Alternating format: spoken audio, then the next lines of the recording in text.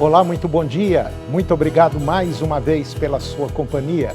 Está começando mais um programa Agronegócio e eu desejo a você um dia muito abençoado. E no programa de hoje nós vamos falar da China, que provavelmente voltará a comprar da BRF de Goiás. Vamos comentar dos preços do trigo que preocupam os mercados da América do Norte e também Europa.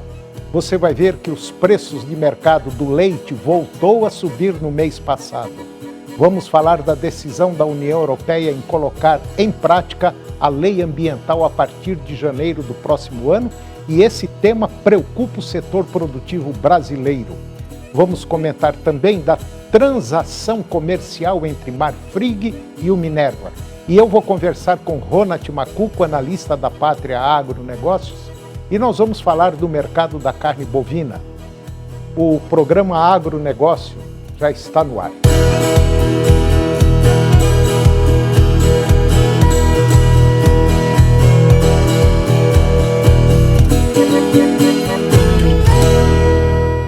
Eu começo o programa de hoje falando da China, que provavelmente voltará a comprar da BRF de Goiás. A China vai realizar uma auditoria em uma unidade da BRF, localizada no estado de Goiás, que não exporta para aquele país desde 2018. A planta industrial, que é o único frigorífico brasileiro com exportações suspensas para o mercado chinês, passará por uma inspeção virtual de técnicos chineses agora nesses próximos dias. A medida ocorre em meio às celebrações dos 50 anos das relações comerciais e diplomáticas entre o Brasil e a China em 2004. A possível reabilitação da planta representa uma oportunidade importante para o agronegócio brasileiro, especialmente para o setor de carnes. Segundo uma fonte graduada do governo, o processo de auditoria é um passo crucial para a retomada das vendas ao mercado chinês. A suspensão das exportações da unidade foi imposta em 2018 devido a questões sanitárias. O retorno das operações com a China pode fortalecer a posição da BRF no mercado internacional em um momento estratégico para relações comerciais entre os dois países. E agora você vai ver que os preços do trigo preocupam os mercados da América do Norte e também Europa. Preocupações climáticas na América do Norte e na Europa elevaram os preços nos mercados globais de trigo nas últimas semanas, mas o fornecimento de trigo a preços baixos do Mar Negro culminou em uma alta no final de setembro. No seu relatório do mercado de grãos, publicado no dia 20 de setembro, o Conselho Internacional de Grãos destacou que os preços globais de exportação inicialmente caíram devido à competição, que continua no Mar Negro, mas se estabilizaram à medida que a atenção se voltou para as condições climáticas desfavoráveis em alguns países exportadores, além de preocupações geopolíticas renovadas. O IGC, ele observou que os preços globais do trigo se recuperaram de uma mínima em quase 4 anos no final de agosto e aumentaram 4% desde o último relatório, embora com variações nas origens. Os ganhos nas cotações dos Estados Unidos foram particularmente expressivos, com os trades cobrindo posições vendidas nos mercados futuros, impulsionados por robustas vendas de exportação e preocupações menores e a produção local de trigo, principalmente agora na época da primavera. As cotações no Canadá também se estabilizaram, embora os atrasos na colheita devido à chuva tenham contribuído para a alta, enquanto uma atualização inesperadamente grande nas estimativas oficiais de estoques ajudou a moderar esse crescimento. Lá na França, os preços avançaram significativamente devido à oferta restrita, à venda lenta dos agricultores e ao aumento da demanda doméstica. E agora vamos falar um pouquinho sobre o mercado do leite, que voltou a subir agora no mês passado, em setembro. o preço do leite ao produtor voltou a subir no pagamento de setembro, referente ao leite captado em agosto, influenciados por uma demanda mais robusta e principalmente pela maior escassez de leite no campo. A pesquisa do CEPEA, que é o Centro de Estudos Avançados em Economia Aplicada da Exalc-USP, mostra que, em agosto, a média Brasil fechou em R$ 2,76 por litro, 1,4% acima da do mês anterior e 17,7% maior que a registrada em agosto do ano passado. Isso em termos reais, ou seja, os valores já foram deflacionados pelo IPCA de agosto. Dessa forma, após passar por consecutivas quedas no final de 2023, o preço do leite pago ao produtor acumulava um avanço real de 32% desde o início de 2024. E de acordo com a análise do Milk Point Mercado, a melhor conjuntura de consumo neste ano de 2024 tem favorecido a recuperação dos preços de toda a cadeia, incluindo o preço do leite recebido pelo produtor. O Brasil alcançou o menor nível de desemprego dos últimos 10 anos, com o aumento do salário médio por trabalhador, o que tem refletido em maior apetite dos consumidores. Por outro lado, a oferta de leite no campo está abaixo do esperado para o período, resultando em uma competição mais acirrada entre as indústrias pela matéria-prima nas fazendas, o que tem elevado os preços. No trimestre de agosto a outubro, a oferta de leite no Brasil ela é sustentada principalmente pela região sul, que atinge o pico de safra nesse período. Entretanto, em 2024, apesar de ainda não haver dados oficiais, a percepção do mercado é de que a produção na região está abaixo das expectativas.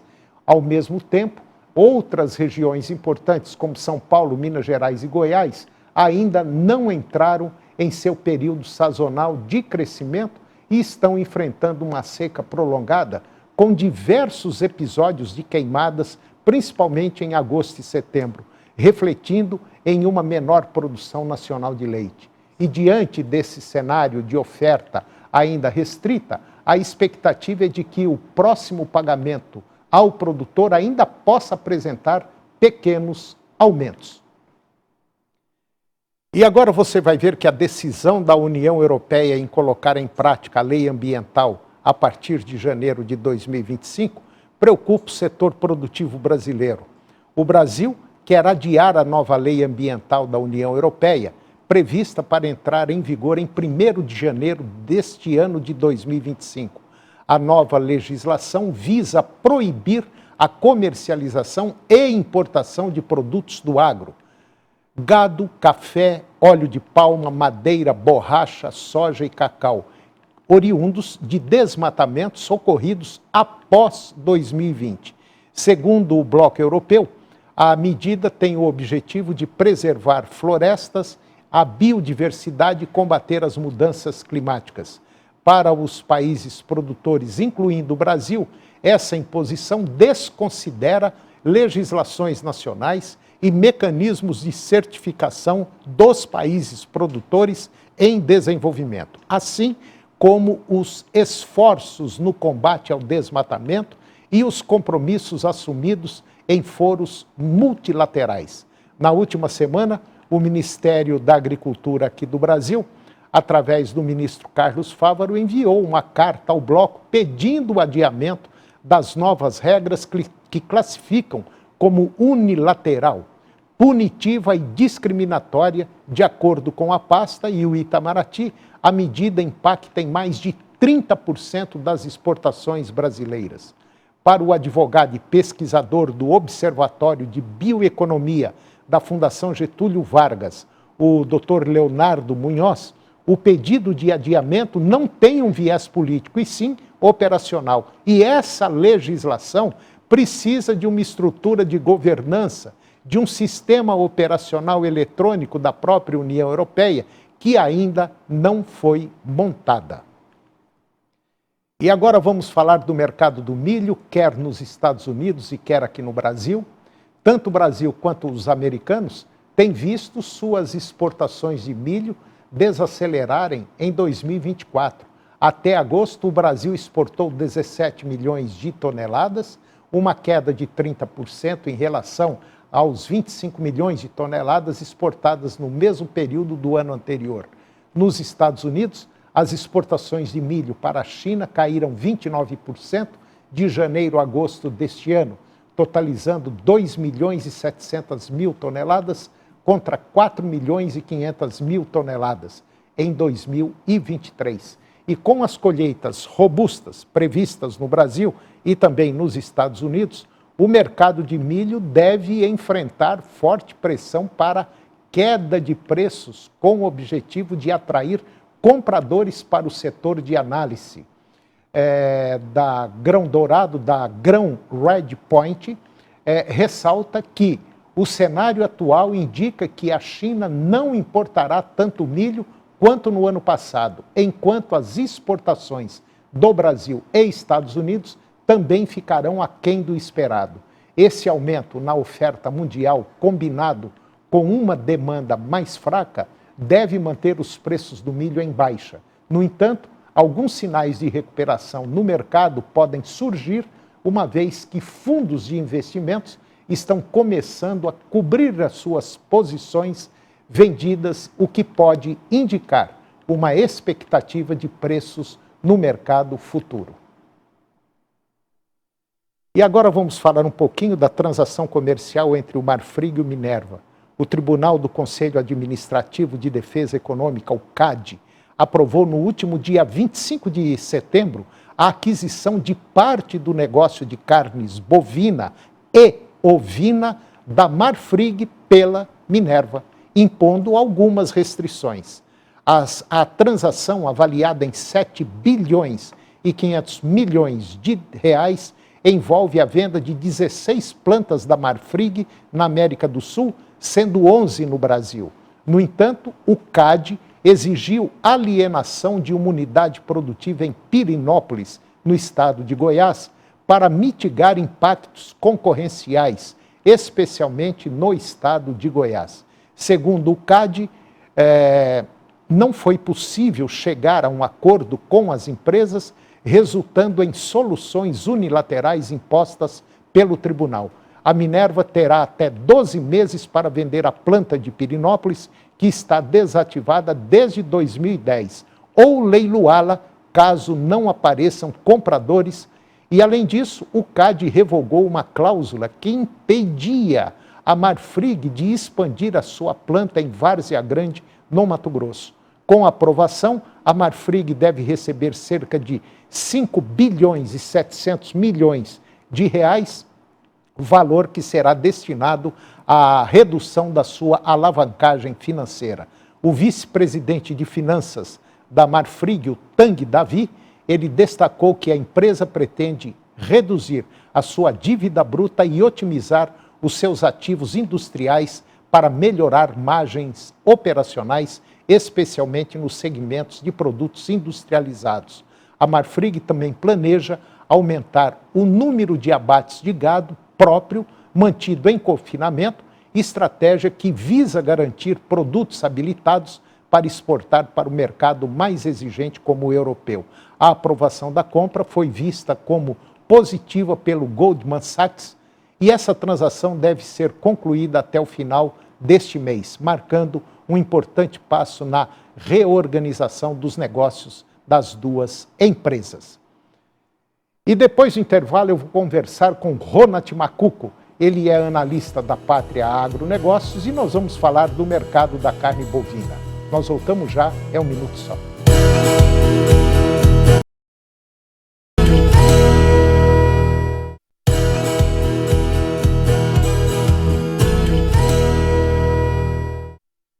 Nós estamos de volta e agora eu vou conversar com Ronald Macuco. Ronald é analista da Pátria Agronegócios.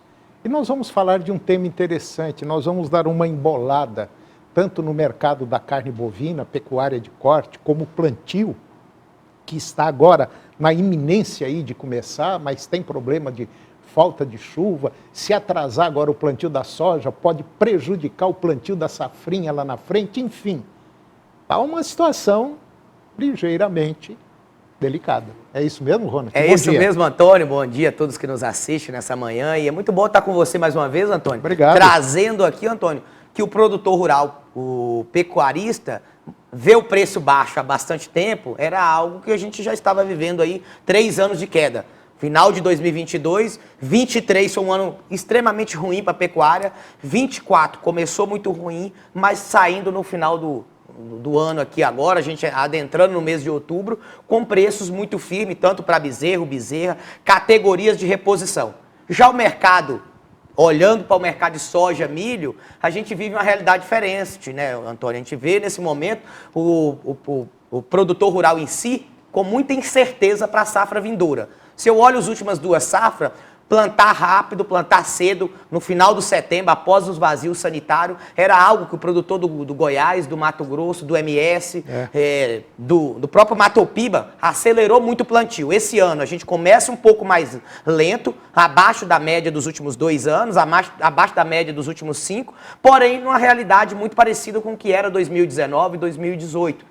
Esse efeito aí de clima, Laninha e El Niño, fez com que a gente antecipasse um pouco o plantio lá no passado. Então sim, a gente entra numa safra de soja trazendo incerteza, e as incertezas principalmente para preço, porque o preço não está tão atraente para o custo desse atual momento. Então a gente vai discorrer isso, como isso pode interferir também numa safrinha de milho. Se a janela se adentra para dentro do outubro, novembro, claro que a gente ainda está começando o outubro agora, falando que o plantio está levemente atrasado. Isso pode interferir na janela do milho safrinha, fazer com que o custo do pecuarista lá no ano que vem fique um pouco mais apertado, Antônio. É exatamente isso.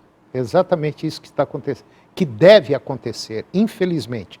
Eu até conversava essa semana com um produtor de soja e até nessa conversa eu perguntei para ele, como é que está a sua situação? Você já tem os seus custos de produção fechados? Ele falou, Antônio, eu já comprei tudo, adubo, semente, produto químico, está tudo comprado, mas eu estou assim meio receoso. Exato, Antônio. E quando a gente olha assim, para o atual momento, o produtor rural, sojicultor, ele investe muito, né, Antônio? Ele é mais corajoso do que o pecuarista, Antônio. Muito mais. Porque ele planta, ele enterra dinheiro. Ele enterra aí em dinheiro, vamos trazer em torno de R$ 3.500 por hectare a R$ 4.000, Antônio.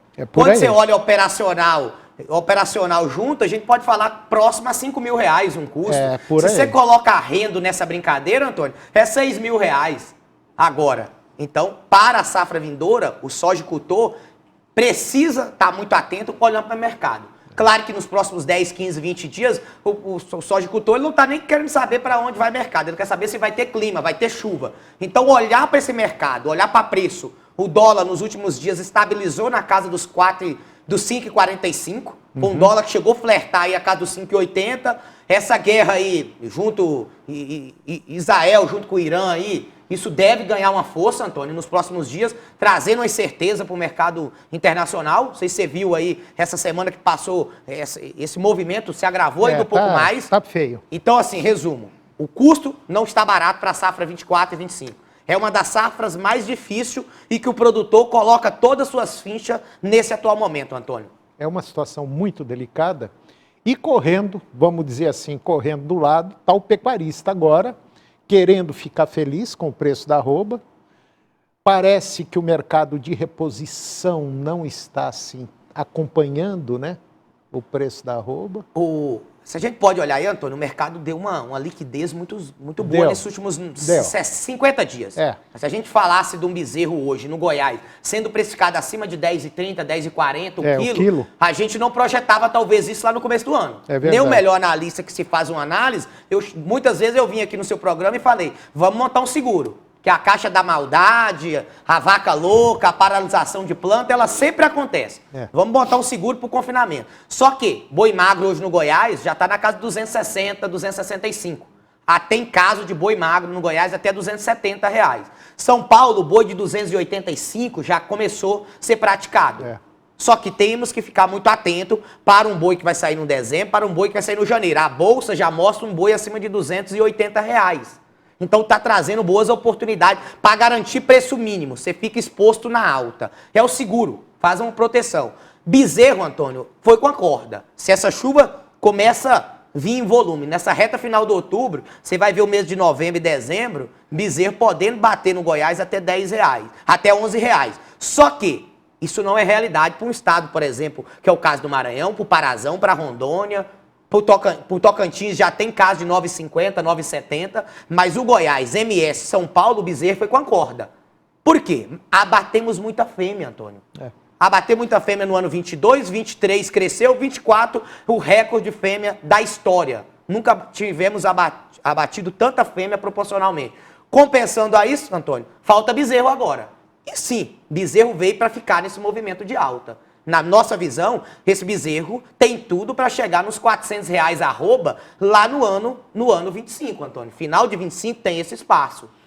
Ronald, a gente conversa muito com analistas de mercado, pessoal que dá consultoria.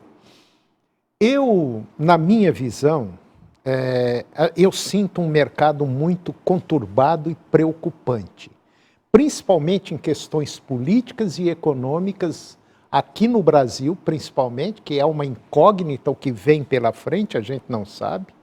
E em termos mundiais, esses problemas geopolíticos, essas guerras que estão acontecendo. Ora é a Coreia do Norte, agora vem o Putin querendo bombardear, tem aí o Irã metendo bomba em Israel, enfim, está uma situação muito delicada, mas muito delicada mesmo. A minha preocupação muito grande é, claro, com o nosso produtor, que eu acho que nunca na história agronômica do país, produtiva, exigiu tanto planejamento e tanta gestão. Antônio, essa é a palavra da vez. Eu digo que ela é o momento, Antônio. A gente precisa focar dentro da porteira. Precisamos produzir com custos menores. Não se endivide porque a coisa pode complicar. É melhor você ganhar menos, mas ganhar, do que você entrar de sola e levar uma pancada. E final do ano, Antônio, a gente tem mudança no Banco Central ali, Campos Neto, com a chegada de um novo integrante ali que vai assumir, taxa de juro alta. Então, quando você vai buscar um crédito hoje no banco, infelizmente, é um juro absurdo, crédito subsidiado não consegue atender todos. Agora começou a acontecer também um setor de RJs, no setor de distribuição. E empresas grandes. Empresas grandes, empresas de capital aberto. Infelizmente, Antônio, e o pecuarista, o produtor rural, ele está na ponta. Algum deles, Antônio, até sendo penalizado agora, fez compra do produto e não conseguiu essa entrega. Daqui 30, daqui 25 dias está plantando, não tem a semente lá porque a empresa fechou a porta. Então é difícil, é uma situação difícil. Eu acho que nunca exigiu-se tanto do produtor, é o de leite, é o soja, é o boi, enfim, é tudo. Agora é sentar e fazer conta. Precisamos, Antônio, também levar uma gestão de risco. Precisamos levar uma orientação para esse produtor. Sim, claro. Palestra, dias de campo. Não só levar ele para entender sobre maquinário, semente, químico, não é nada disso, fertilizante. Não. O produtor é um especialista nisso. Mas temos negligenciado muito, Antônio, a parte da comercialização. Entender sobre como é formado o preço da soja, do milho, o que o Chicago impacta, o que o dólar impacta, como eu posso travar um prêmio, como eu posso fazer uma proteção em bolsa. Então, me coloco também à disposição, Antônio, e sou um responsável, muitas vezes, de levar isso, muitas vezes, em algumas casas agropecuárias, dias de campo, palestra, 30, 60, 1h20, para trazer essa visão de mercado. É verdade, está precisando. Colocamos à disposição. Inclusive, você que está nos acompanhando, eu sugiro, sem compromisso nenhum, procura o pessoal da Pátria. Não é porque eles estão aqui no nosso programa, não. Mas os caras são bons de trabalho, sim, são bons. Eu acho que você deveria procurar, troca uma ideia, bate um papo, para não entrar no barco, um furinho lá pode fazer esse barco encher d'água. Exatamente, Antônio. Posso colocar o chapéu para fechar o... Pode. Vamos botar o chapéu aqui, então, moçada. Fala roxinho de chapéu, porque a luz aqui, né, Antônio, então fica com visual, mas eu tô tá ajeitoso. Ronald, muito obrigado pela sua participação mais uma vez e até a próxima.